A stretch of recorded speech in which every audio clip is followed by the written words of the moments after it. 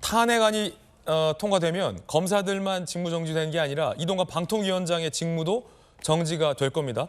이 방통위원장 이야기 들어보시고 토론 이어가겠습니다. 취임한 지 석 달이 안 되셨는데 직무 수행 과정에서 헌법이나 법률 위반한 거 없으시죠? 전혀 없었다고 생각합니다. 가짜뉴스 심의를 강화한다고 말씀해왔어요. 이거 방통위원장으로서 당연히 해야 되는 것 아닙니까? 저도 뭐 의아한 것 중에 하나가 제가 만약에 선거에 중대한 영향을 미치는 그런 가짜 뉴스를 방치했다면 저는 탄핵을 당해 마땅하다고 생각합니다. 그러나 단속을 하겠다는 걸 탄핵하는 거는 무슨 영문인지 숫자의 우위를 앞세워서 민주주의 제도를 부인하거나 무력화하는 거는 사실은 최근에는 정치학자들이 신종 테러라고 얘기합니다. 이것이 바로 이른바 그 트럼피즘, 미국 정치에서도 상당 부분 드러나고 있는 것이죠. 신종 테러다. 이동관 방통위원장이 민주당의 탄핵 시도에 대해서 강하게 비판을 했습니다. 한동훈 법무부 장관은 4.4.5임 이야기를 꺼내들었습니다. 철회가 가능한지, 일사부재의 원칙을 벗어나서 발의를 할 수 있는지 법률 전문가로서의 견해를 마음대로 안 된다고 해서 절차에서까지 이렇게 무리하면 국민들께서는 4.4.5입 떠올리실 것 같습니다. 사실은 오늘 이 자리에 방통위 부위원장을 역임한 안영환 의원이 또 나오셨는데 방통위원장을 탄핵하겠다. 민주당이 다시 한번 탄핵을 재추진해서 지금 뭐 테러, 신종 테러 얘기도 나왔고 4.4.5임 얘기도 나왔습니다. 어떻게 보십니까? 계셨던 몸담았던 방통위라 남다르시지 않으실 것 같은데. 네, 뭐 앞서 이야기 나왔지만은 고위공직자에 대한 탄핵은 직무상 아주 중대한 범죄 행위를 저질렀다거나 하는 그런 경우에만 가능한 이야기입니다. 그런데 지금 이동관 위원장이 좀 그 야당의 탄핵 소추안에도 그런 내용은 없어요. 가짜뉴스를 찾겠다는데 그게 결국 방송 장악하는 거 아니겠느냐라는 미래 예측형 의혹. 그다음에 이제 뭐 방송 장악이라는 그러니까 순전히 의구심에서 비롯된 겁니다. 사실 현재 탄핵은 검사들에 대해서 마찬가지입니다만 아니면 말고식이에요. 손중성 검사 같은 경우는 1심 판결도 안 나왔습니다. 대한민국 무죄 추정의 원칙이에요. 검사 그런데 그런 문제를 가지고 탄핵을 한다? 누가 그걸 받아들이겠습니까? 특히 이제 방통위원장 같은 경우는 제가 앞서 거듭 말씀드리지만은 가짜뉴스 같은 경우는 전 정부에서도 계속 가짜뉴스 찾겠다 하면서 가짜뉴스 무슨 각종 정책을 썼습니다. 그런데 그때는 이야기 없어. 그때도 야당 반발했습니다. 결국은 그 당시 야당, 지금 보수 정당이죠. 야당의 우호적인 언론을 찾기 위한 그런 거 아니겠느냐라고 반발 많이 했었어요. 그러나 탄핵까지 이야기 나오지가 않았었습니다. 그런데 지금 이제 이동관 위원장에 대한 지레 겁을 먹는 것 같아요. 그런데 제가 이런 말씀 드리면 좀 그렇습니다만 방통위원장의 권한이 그렇게 강하지 않습니다.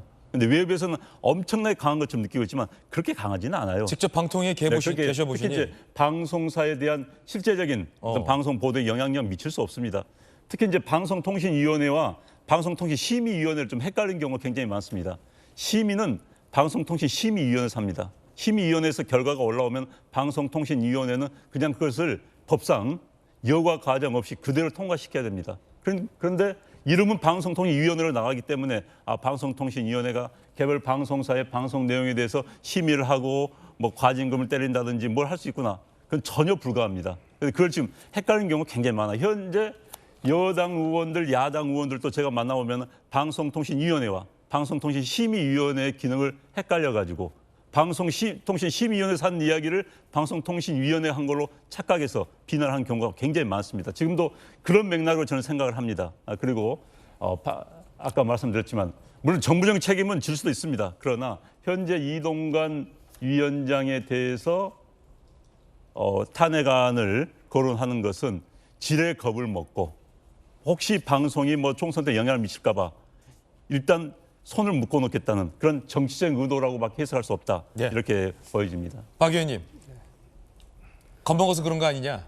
우리 안영환 의원님 방송통신위원회 부위원장도 하셨는데요. 거기 5분이 계시지 않겠어요? 거기서 그 대통령이 선임하시는 분 한 분하고 그다음 여야가 추천하시는 분들 계셔서 이렇게 방송의 공정성과 중립성을 지키기 위한 노력을 합니다. 근데 현재 체제는 지금 이동관 위원장과 그다음에 KBS의 보궐로 되신 자격이 지금 없다고 그렇게 보이는 그분이 두 분이서 지금 하고 있어요. 그러면서 공영방송이라든지 MBC라든지 또 심지어 그 YTN 또 매각도 결정한 거 아니겠어요? 그러다 보니까 우리 그 야당 입장에서는 이거 방송의 중립성과 공정성을 해친다.